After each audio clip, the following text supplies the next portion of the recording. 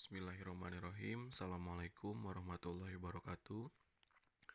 Selamat bertemu kembali kepada ibu-ibu mahasiswa PIAWUD STAI Sukabumi KKB Jampang Tengah atau Bojong Lopang. Di semester kali ini perkuliahan dengan saya yaitu terkait dengan salah satunya dengan mata kuliah Statistika Pendidikan. Jadi untuk pertemuan pertama ini ibu-ibu bisa melihat video dari link YouTube saya ini sebagai informasi ataupun media perkuliahan di pertemuan pertama ini. Langsung saja, di mata kuliah Statistika Pendidikan ini, jadi selama 1 semester ini, ibu-ibu semua akan lebih mengenal tentang angka-angka dalam statistik. Nah, angka-angka dalam statistik ini, jadi ibu-ibu semua nanti itu akan dipergunakan pada saat membuat tugas akhir, yaitu skripsi ataupun PTK ya. Jadi nanti akan dipergunakan bagaimana langkah-langkahnya dari mulai mengumpulkan data, kemudian menganalisis data, lalu menggeneralisasikannya atau menarik kesimpulan dari data tersebut. Nah, langsung saja untuk pertemuan pertama ini hanya pengantar statistiknya saja. Jadi, pertanyaan pertama yaitu apakah statistika itu? Jadi, statistika adalah ilmu, tadi saya sudah terangkan di awal, ilmu yang mempelajari tata cara mengumpulkan, mengolah, menata, menyajikan, menganalisis, dan menginterpretasikan data angka dengan tujuan membantu pengambilan keputusan yang efektif. Jadi, statistika itu adalah dari mulai awal ibu-ibu sebagai peneliti nantinya di tugas akhir, dari mengumpulkan datanya, kemudian mengolah datanya, menata sebaik mungkin, menyajikannya misalkan dalam bentuk tabel, dalam diagram, lalu menganalisis data tersebut sampai menginterpretasikan sampai pengambilan keputusan gitu, dari mulai pembuatan judul sesuai dengan populasi sampel yang diambil sampai apakah dalam judul tersebut rumusan masalahnya terjawab, apakah hipotesisnya terjawab sampai akhir gitu. Jadi dari awal sampai akhir itu yang dinamakan dengan statistika. Tapi hanya data yang bentuknya kuantitatif atau data angka. Kita lanjutkan. Nah, beda statistik dan statistika. Jadi kalau statistik itu adalah angka-angka yang disajikan dalam bentuk tabel atau grafik, hanya angkanya saja. Sedangkan kalau statistika adalah sebuah ilmu yang digunakan sebagai alat bantu dalam pengambilan keputusan. Jadi ilmu yang digunakan dalam membantu kita dalam meneliti sesuatu dalam bentuk penelitian kuantitatif. Lalu, nah, ini istilah-istilah penting yang harus kita tahu dalam ilmu statistika. Yang pertama ada yang namanya populasi. Populasi itu adalah himpunan atau kumpulan dari semua objek yang akan diteliti oleh si peneliti. Sekali lagi, himpunan atau kumpulan dari semua objek yang akan diteliti. Untuk sampel yaitu bagian dari populasi. Nah, ini. Jadi syarat sampel pun harus memberikan gambaran sebaik mungkin tentang populasi, sehingga dengan mengambil sejumlah anggota populasi, maka kita dapat berbicara mengenai anggota populasi secara keseluruhan. Sebagai contoh gini, Bu. Pada saat musim panen padi, misalkan petani panen dengan jumlah misalkan luas sawahnya itu 1 hektar. Ada 1 ton lah, saya bayangkan 1 ton padi yang dipanen. Lalu dijemur oleh petani tersebut. Setelah dijemur, nah semua padi yang dijemur itu yang dimaksud dengan populasi. Nah, kemudian ingin menguji tingkat kekeringannya, apakah sudah kering atau belum padi tersebut, maka seperti yang kita tahu, si petani akan mengambil 1 sampel gitu. 1 atau 2 sampel atau bahkan 3 untuk memastikan gitu. Si petani mengambil 1 padi tersebut, kemudian digigit, biasanya seperti itu kan. Lalu kalau misalkan sudah kering, maka semua padinya diangkat gitu. Berarti 1 padi itu sebagai sampel mewakili seluruh padi selaku populasi, Bu. Pada saat padi yang satu oleh petani itu diambil digigit kering, maka semuanya dianggap kering gitu. Nah, itu yang dinamakan sampel dalam populasi. Jadi Sampel itu harus mewakili populasi, Bu, dengan karakteristik yang sama gitu. Kalau misalkan, "Pak, apakah sampel tersebut bisa diambil bukan hanya satu?" Boleh gitu. Untuk memastikan misalkan setiap sudut padinya diambil, sudut kiri satu, sudut kanan satu, di tengah satu, di atas satu, di bawah satu, itu boleh, Bu, boleh dilakukan. Asalkan dengan karakteristik yang sama. Itu yang dimaksud dengan sampel dan populasi. Saya lanjutkan. Nah, kemudian ada yang namanya sensus dan sampling, Bu. Untuk sensus adalah cara mengumpulkan data di mana seluruh anggota populasi diamati satu persatu. Jadi seperti sensus penduduk, Bu, itu kan tim dari BPS ya, yang dalam hal ini untuk survei atau sensus datang ke tiap rumah, ke tiap kakak menanyakan apakah di rumah tersebut terdiri dari berapa orang, kemudian kepala keluarga, ada istri, anaknya berapa orang, kemudian apakah orang tuanya juga ikut di situ, kakek neneknya. Nah, itu yang dinamakan dengan sensus. Jadi semua datanya diamati ataupun ditanyakan secara keseluruhan. Kalau sampling adalah cara mengumpulkan data di mana yang diselidiki adalah elemen sampel dari suatu populasi seperti padi tadi, Bu. Jadi sampling itu hanya mewakili saja, tidak secara keseluruhan. Misalkan ada pertanyaan nih, Bu, Pak, lebih baik mana? Sensus atau sampling? Keduanya baik, Bu, tergantung dengan penggunaan kita di lapangan gitu. Kalau misalkan Ibu rasa, oh ini hanya populasinya hanya sedikit sebetulnya, hanya 20 orang. Nah, itu bisa dilakukan sensus, bisa juga dilakukan sampling gitu, tergantung dengan kebutuhan di lapangan. Lalu ada parameter, ada statistik. Nah, ini bedanya hanya dalam populasi dan sampel saja, Bu. Jadi terkait dengan simbol-simbol. Sebagai contoh, kalau dalam parameter itu rata-rata simbolnya mu. Tapi kalau untuk statistik itu simbolnya X bar. Ini di bawah, Bu. Ada X dicoret di atas. Untuk varians juga hanya simbolnya saja yang berbeda, Bu. Selain dari itu sama. Nah, untuk jenis-jenis statistik ada dua macam. Yang pertama ada statistik deskriptif, yaitu adalah metode-metode statistika yang digunakan untuk menggambarkan data yang telah dikumpulkan dan mengacu pada definisi statistik yang meliputi cara mengumpulkan, mengolah, menata, menyajikan. Jadi kalau statistik deskriptif itu lebih ke menggambarkan datanya saja, Bu. Jadi maksudnya ini sebagai contoh kalau statistik deskriptif hanya digambarkan dalam bentuk tabel misalkan. Lalu digambarkan dalam bentuk diagram, digambarkan dalam bentuk histogram. Diagram pun ada diagram batang, diagram garis, dan diagram lingkaran. Jadi hanya penggambaran datanya saja untuk memudahkan si peneliti dalam mengamati datanya gitu. Itu statistik deskriptif.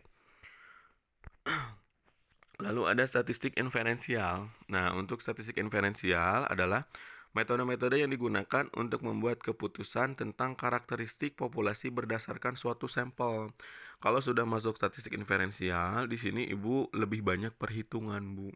Saya contohkan ada uji T, kemudian ada uji F, lalu ada uji Z, kemudian ada uji ANOVA dengan rumus-rumus yang sangat banyak, Bu. Tetapi insya Allah di pertemuan-pertemuan selanjutnya jadi pada saat perhitungan statistik di sini saya akan lebih mengutamakan dengan software, Bu. Nantinya kita akan belajar bersama menggunakan software yang namanya SPSS. Jadi tidak perhitungan manual. Kalau perhitungan manual lumayan, Bu, lumayan membutuhkan waktu yang lama ditambah juga kekomplekan perhitungannya lumayan tinggi lah gitu. Insya Allah kalau dengan bantuan software itu akan lebih mudah untuk dipelajari. Nah, ini kalau saya petakan seperti ini, Bu. Jadi statistik deskriptif dengan statistik inferensial gitu. Ada populasi, kemudian diambil samplingnya, lalu muncullah data. Nah, data yang baru muncul tersebut itu adalah statistik deskriptif. Tapi kalau kita misalkan ada perhitungannya dengan hipotesis atau dugaan sementara, lalu kita hitung ada tingkat keyakinannya, kemudian sampai digeneralisasikan, itu sudah masuk ke dalam statistik inferensial. Mungkin seperti itu. Lalu dalam metodologi statistik ada yang namanya jenis-jenis statistika. Di sini hanya membedakannya variabel, Bu. Yang pertama ada statistika uni dan bivariat. Udah jelas kalau uni itu satu, B itu adalah 2. Jadi berhubungan dengan metodologi statistik yang secara bersama-sama melakukan analisis terhadap satu atau dua variabel. Sebelumnya mungkin Ibu bertanya, Pak, apa yang dimaksud dengan variabel? Jadi variabel itu adalah inti dari permasalahan dalam tugas akhir atau skripsi ataupun penelitian yang secara keseluruhan itu membahas masalah yang akan kita tentukan. Sebagai contoh gini Bu, judul penelitiannya adalah penerapan model pembelajaran menggunakan media untuk meningkatkan kreativitas siswa RA misalkan. Nah, itu kalau kita himpun ada dua variabel, Bu. Pertama, penerapan model pembelajarannya, yang kedua, kreativitas siswanya. Jadi ada dua variabel. Satu variabel model pembelajaran, yang kedua variabelnya adalah kreativitas siswa. Jadi ada dua variabel, berarti termasuk ke dalam bivariat. Kalau misalkan ditambah penerapan model pembelajaran menggunakan media audiovisual untuk meningkatkan kreativitas siswa dan motivasi belajar. Berarti ada 3, Bu, itu masuknya. Ada model pembelajaran, kemudian ada kreativitas, dan juga ada motivasi. Nah, itu masuknya ke dalam multivariat karena lebih dari 2 variabel gitu, Bu. Saya lanjutkan. Lalu apalagi yang harus kita ketahui di statistik, ada yang namanya data. Tentu saja, data adalah sesuatu yang diketahui atau dianggap meskipun belum tentu benar. Pada saat kita mengumpulkan suatu penelitian yang kita inginkan dalam populasi, misalkan muncul angka-angka yang banyak, Bu. Nah, itu sudah termasuk data. Tapi kalau muncul angkanya hanya satu, kemudian tidak bisa diapa-apakan, itu masuknya ke dalam datum, Bu. Jadi ada datum, ada data. Kalau datum itu hanya satu saja, tapi kalau data itu adalah kumpulan dari beberapa datum. Misalkan populasi kita ada 100 orang. Diambil sampelnya ada 15 orang. Nah, nilai-nilai dari 15 orang tersebut sudah masuk ke dalam datum keseluruhan gitu. Data dapat digunakan untuk menggambarkan suatu keadaan atau persoalan. Data yang telah diolah disebut dengan informasi. Kalau data mentahnya misalkan nama Agus nilai 70, Indra 80, kemudian Susi 90. Nah, itu masuk ke dalam informasi karena sudah kita olah data dalam bentuk filenya gitu. Nah, syarat-syarat data yang baik, yang pertama harus objektif, sesuai dengan keadaan sebenarnya. Jadi tidak boleh ada manipulasi, Bu. Angka-angka ini sudah bagus nih. Wah, si Indra nilainya 0. Kita rubah supaya ini menuju KKM jadi 75. Nah, itu gak boleh dalam penelitian. Kalau misalkan hasilnya semuanya 0 pun, Bu, tulis saja semuanya 0. Jadi harus objektif. Yang kedua, harus bisa mewakili. Mewakili apa? Mewakili populasi. Jadi pengambilan sampel di sini sangat berperan penting, Bu.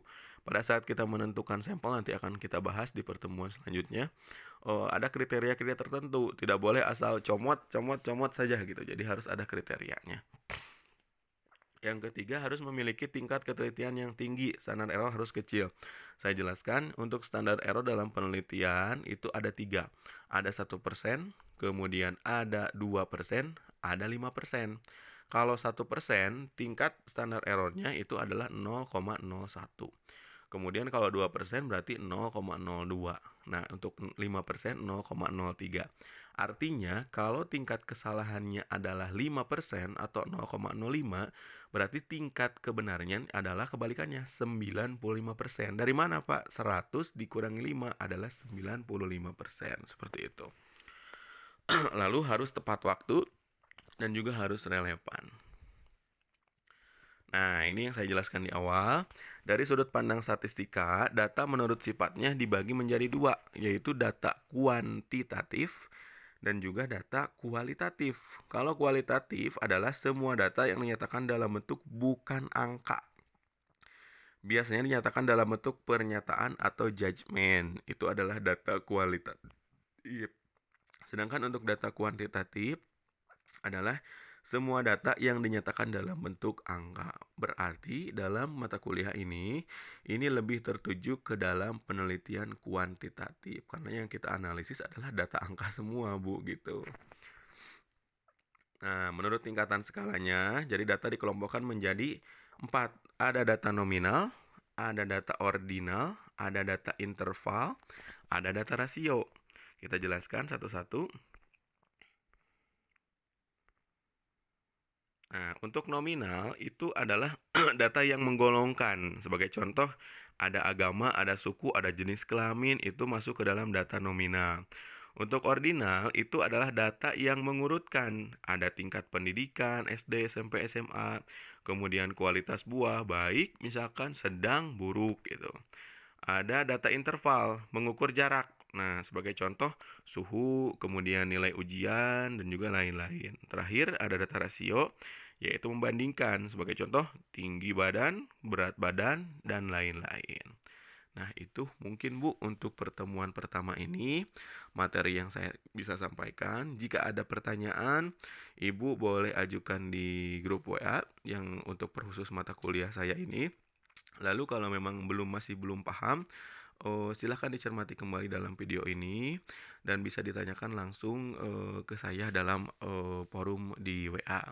Terima kasih atas perhatiannya, semoga bermanfaat. Untuk selanjutnya kemungkinan masih daring seperti ini, saya akan membagikan link YouTube lagi untuk pertemuan selanjutnya. Mudah-mudahan Ibu masih dalam keadaan sehat walafiat dan bisa mengikuti perkuliahan daring ini sebaik mungkin. Terima kasih. Wassalamualaikum warahmatullahi wabarakatuh.